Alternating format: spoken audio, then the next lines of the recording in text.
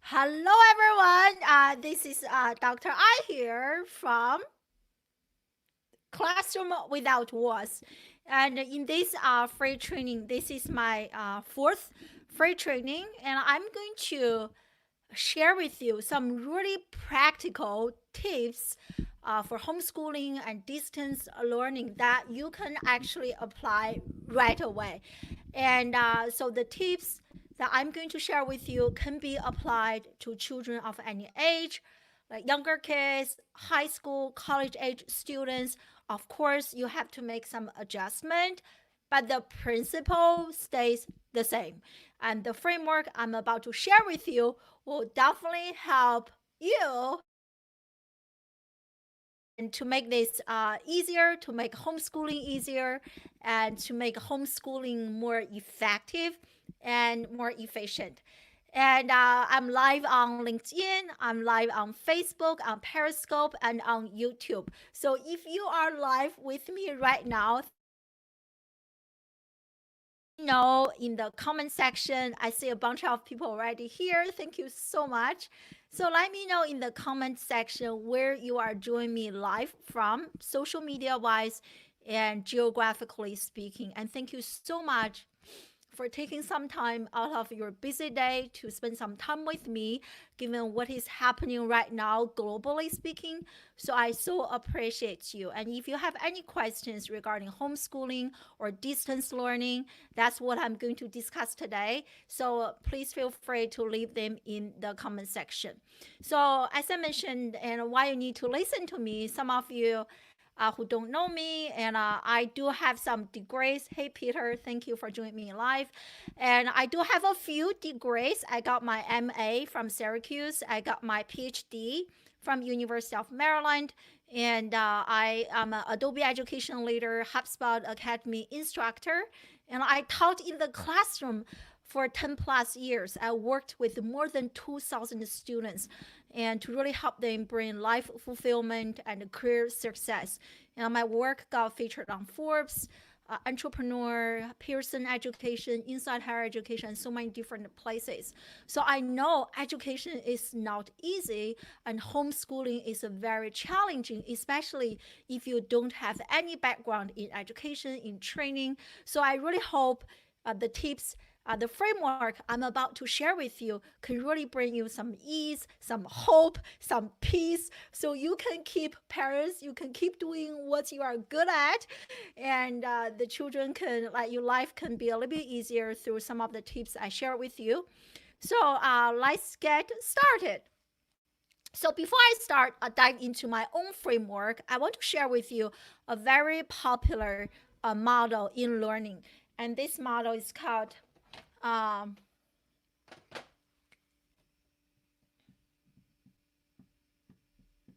it's called 70-20-10. I don't know how many of you are familiar with this model.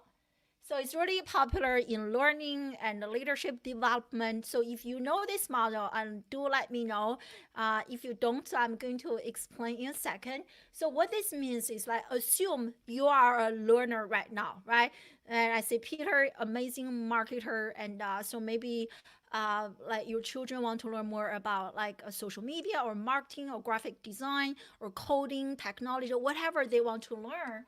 So what this model tells us is,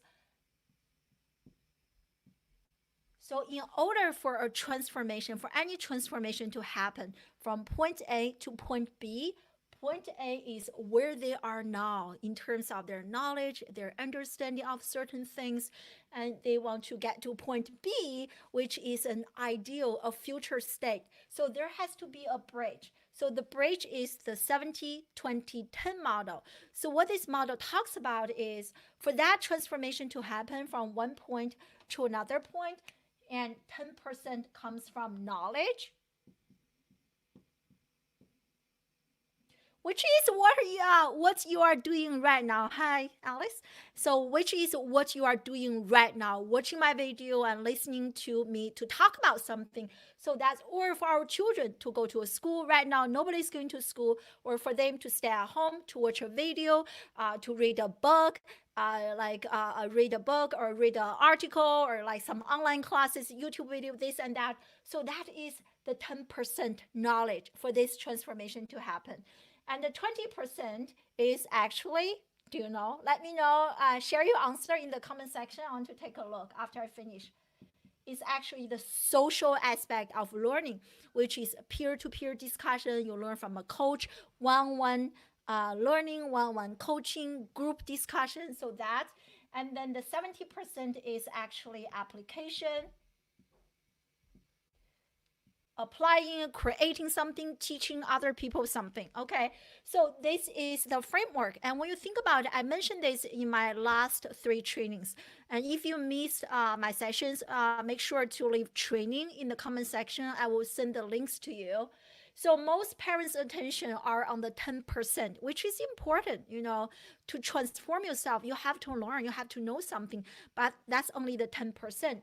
So now we're talking about, in today's training, we're really talking about online learning, distance learning, homeschooling. How can we make that more effective? So my framework, the framework I'm about to share with you now, is actually developed based on this model, okay? So this is a process, and this model I can definitely give you some structure to make homeschooling and to make distance learning a lot easier. And that is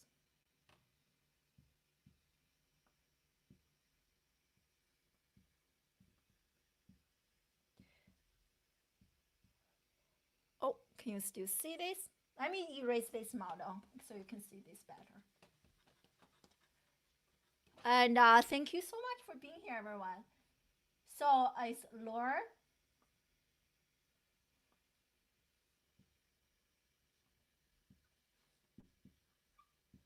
reflect, and teach. If you are an educator, you know the best way to learn something, to learn anything, is actually to teach it. Did I say teacher? So it's to teach. I'm a teacher myself, as I mentioned earlier, taught in the classroom for 10 plus years in the United States and globally. And there are so many times I thought I actually understood something, but I actually didn't.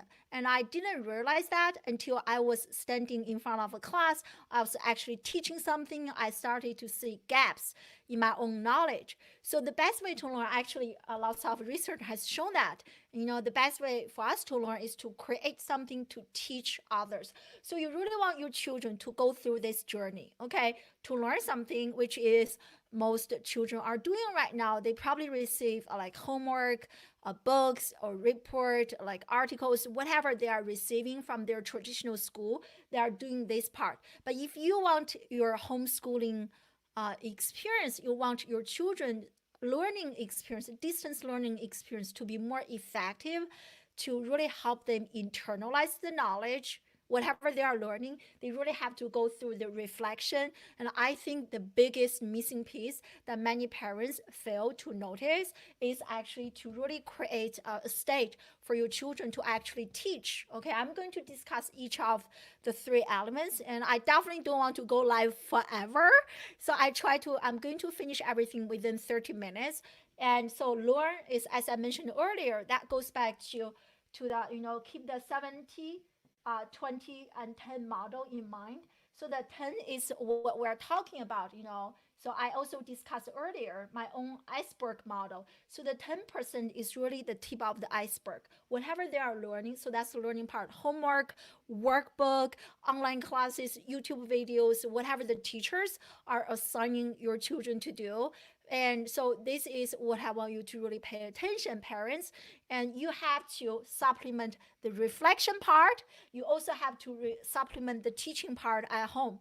So in terms of reflection, okay, there are quite a few different ways that you can reflect. And reflection, just reflect on what you have learned. And one really simple way is to engage in group discussion. Right now, nobody's going to school, so you can really use simple tools like Zoom,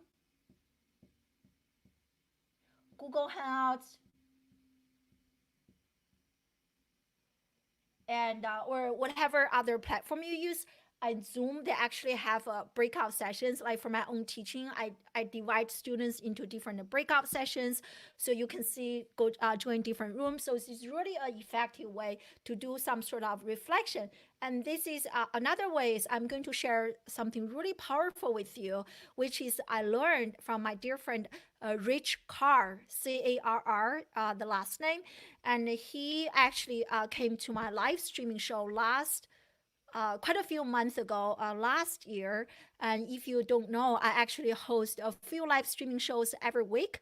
I interview leading professionals. So one of the live streaming shows actually focuses on education and to really talk about ways that we can help the next generation become future ready.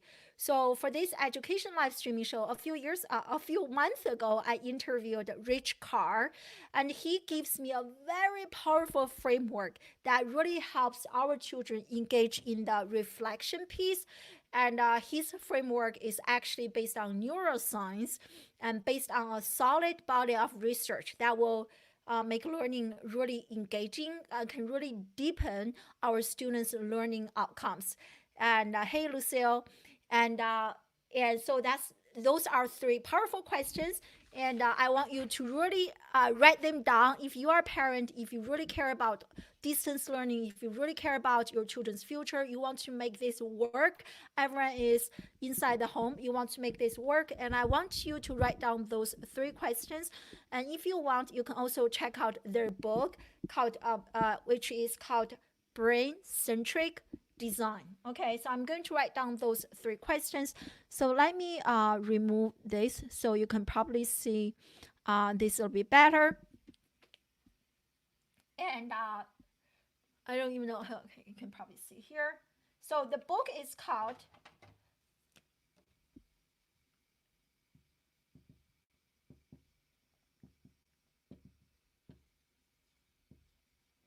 Brain Centric Design. Okay, you can't see that really clearly. And so in the book, they ask three questions. I highly encourage you to apply those three questions to your own homeschooling or distance learning experience right now. Those three questions I'm going to share with you in a second can really help your children. It doesn't matter how old they are. You can also apply to yourself. 10 years old, 20 years old, 30 years old. I use those questions myself because guess what? We are all learning. We are all learners. We are lifelong learners. So the first question is, so after they learn something, after they read a book, after they watch an online video, or after you watch my video, right? Ask yourself or have the same discussion with another a family member or someone you have just connected online. So the first question is,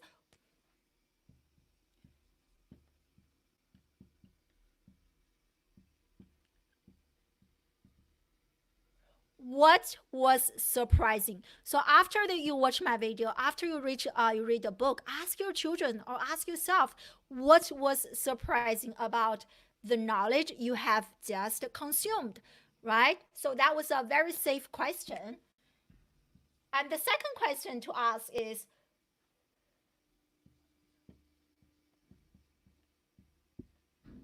what did I already know?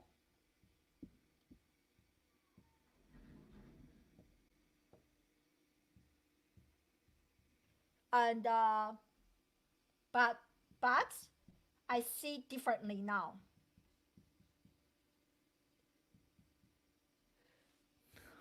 My handwriting is not the best, so Brain Centric, yes, a very interesting book, very interesting approach. So those are three questions that are proven to deepen the reflection process, to connect all the dots.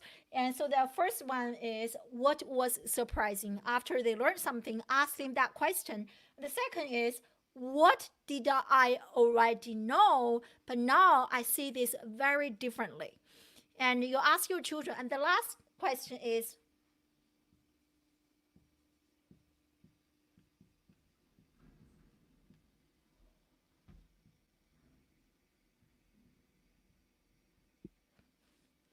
I can see. So the last question is, what do I need help with? Okay, so here are the three questions. Please, if you treat this seriously, if you want to make homeschooling work, distance learning work, or even regular learning work, and write those down. Those are three powerful questions from this book, Brain-Centric Design, and I apply them to work with my own students, to work with my own children. After they read, even like after they play a computer game for half an hour, ask them, what was surprising about this game? What did you already know about this game? But now after you play this game for 30 minutes and you now look at that very differently. And then the last is, what do you need help with? Okay, so I apply this to do the reflection part, and you can do this as a family, parents and children. If you have more than one child, like have your own children, have a peer-to-peer discussion, or even do a Zoom call. Like if the teacher is now doing Zoom chats, arranging Zoom conversations among the students can probably, your children can probably take and need to take some initiatives to really understand this. And so they can, or Google Hangout, however they want to create this virtual learning space and to discuss those three questions. Okay, so that's kind of learn and the reflect part. And the most important part, to really show that you have learned something and to even test, did I really learn this or not? And to really identify your own knowledge gaps is actually to teach. Okay. Traditional school, you do a presentation. I think that's not enough, because you only do a presentation maybe like every month. That's definitely not enough. And you need to be constantly teaching others in order to internalize what you have learned. I think in my book, every time when you learn something new, you need to go teach immediately. And so now I'm going to share you several ways that you can actually teach the knowledge. So I hope everyone got those three questions. I'm going to erase this.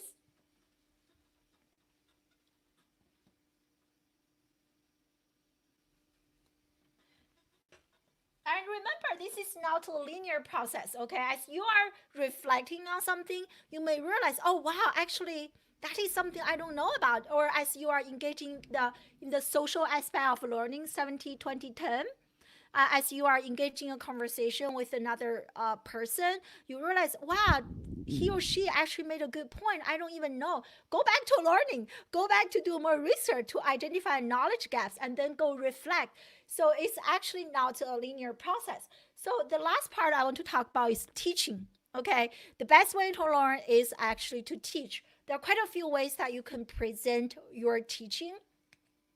And this is how I actually go through the same process with my own students and with my clients, with my own children. Okay, so teaching, like you can teach, you can present your teaching visually. Like for example, and you have a kid who is a high school or maybe middle school age, and he or she read a book or chapter on psychology, right? And so after you read the chapter, right, what did you learn? You reflect. After you reflect, okay, you did some reflection. What can you teach me and teach us? So they can really present their learning, their teaching visually. They can use, my favorite tool is Canva.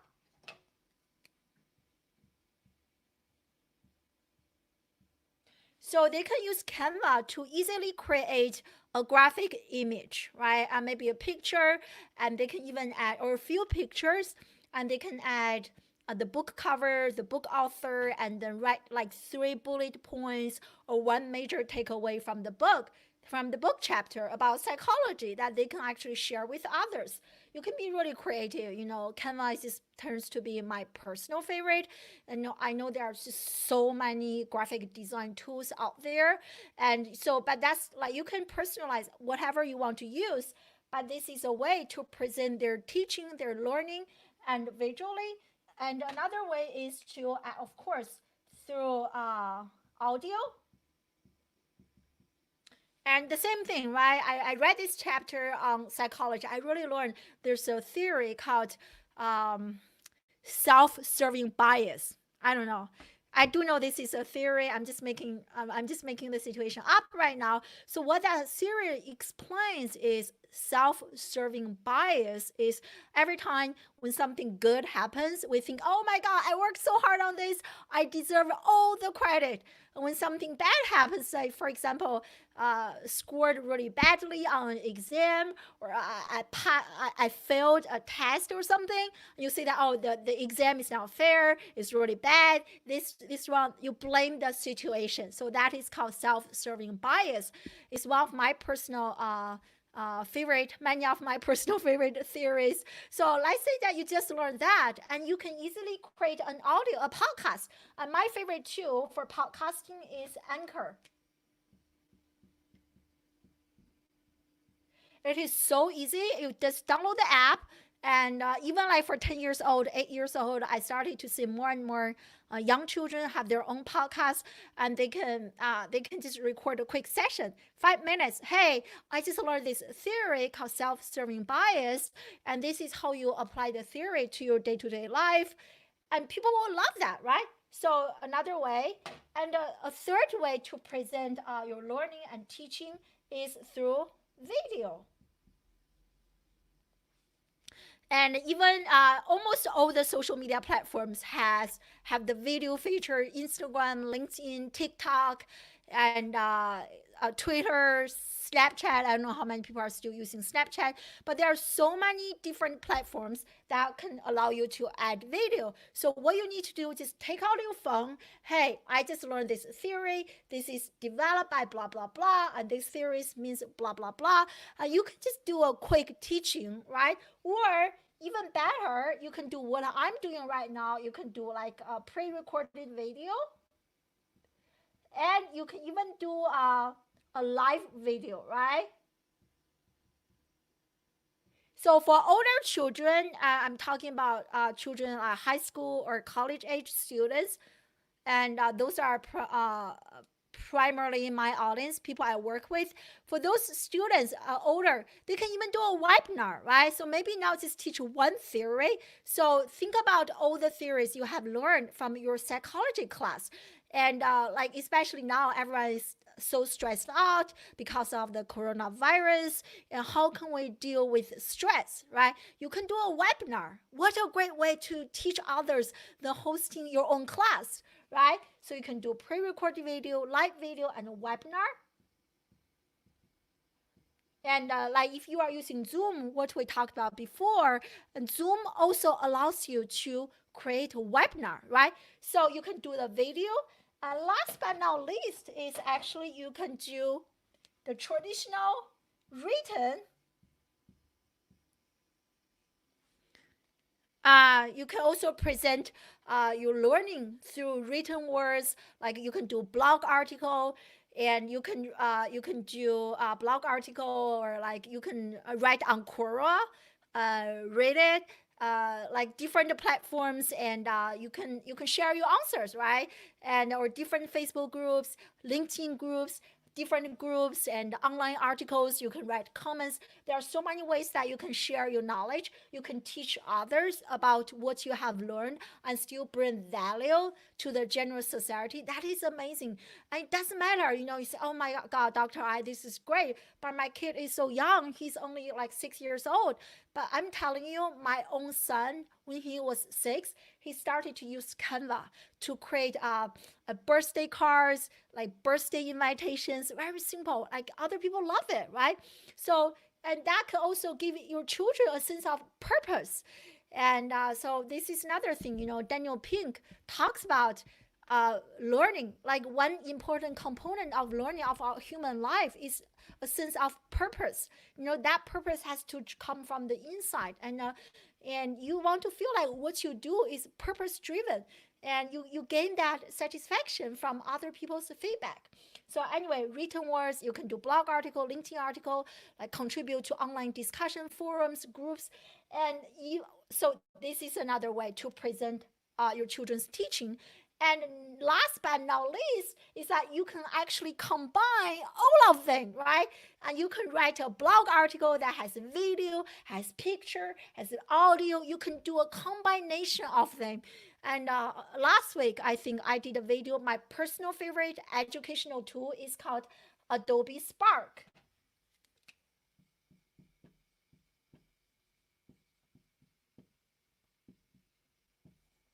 Adobe Spark. I think it is free to use. I'm an Adobe education leader. I love everything Adobe, and this is my personal favorite tool. My own undergraduate students loved it. I also worked with students kind of high school, middle school age, and they also love it. I also see how my own children, my son, he started using Adobe Spark when he was 6 years old. So with Adobe Spark, you can add visual images, you can add written words, audio, video, you can do all of the above. So think about how amazing it is, right? I talked so much about this. LinkedIn Learning, McKinsey report, and I read so many reports that have been talking about a very needed 21st century hard skill is our students' ability to create, right? So, or to teach, right? To create something by using social media and creative technologies. If you are a parent watching this right now, how many of you, be honest with me, how many of you actually struggle with your own children being addicted to their smartphone, to their iPad, to the digital device, right? But if you learn how to ask your children to really transform how they are using social media from being a passive consumer for entertainment purpose only to actually teach people something, it is a totally different game. Like my own children understand this. Social media technology is for learning. It is for networking. It is for learning. It is not just for games. And even if they use it to play games, they still have to do the reflection. They still have to do the teaching part. Okay. So you combine all of them, right? I like that's how my kid. So just kind of to summarize what I have just mentioned. Let's say that again, I see that a few people have just joined us live. This could apply to kids of any age. I worked with children 6 years old, 5 years old, and 22 years old. This framework applies to every single person. This is based on theory, based on research, but I don't want to make you go crazy by sharing so much research with you. So let's say that, kind of to summarize, I want to end this in the next 5 minutes. And let me know if this is helpful. And so give me some hearts. Give me a share this with another parent you think if they can benefit from this. And so this is what I do with my own children, okay? And so let's say that the day is over, 9 or 8 p.m. They're about to get ready to go to sleep. I ask them to bring their notebook, right? We talk about the first component, learn, right? So what is something you are going to learn tomorrow? And my kid normally will tell me, like for us, they are pretty young. It's like math, like history, or English. And so you can, okay, so those are the things you are going to learn and reflect, okay? And how are you going to reflect? Are you going to, my kid today just had a Zoom chat with his classmates. And are you going to have Zoom conversations? And did you make that happen? Did you send out people calendar invite? Is it on your calendar? So talk about that. And also think about the 3 questions I shared earlier based on neuroscience research that can really make deepen the reflection journey and make learning a lot more reflective and engaging and stay longer with our children. And the key part, the last part, is to teach, right?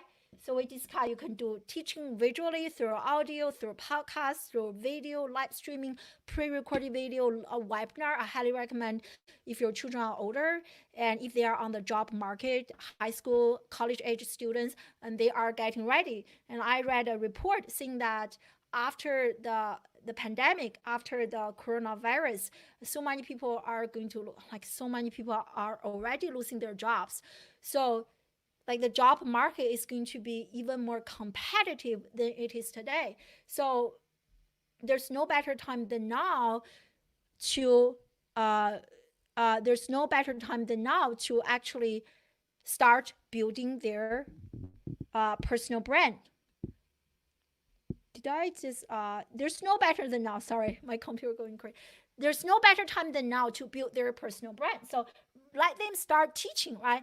And you can choose to teach, think about visually, audio, like, or use all of the above or written words. You can ask your kids, You can keep everything private, right? Say we are very private people. We don't want to share anything, which is totally fine.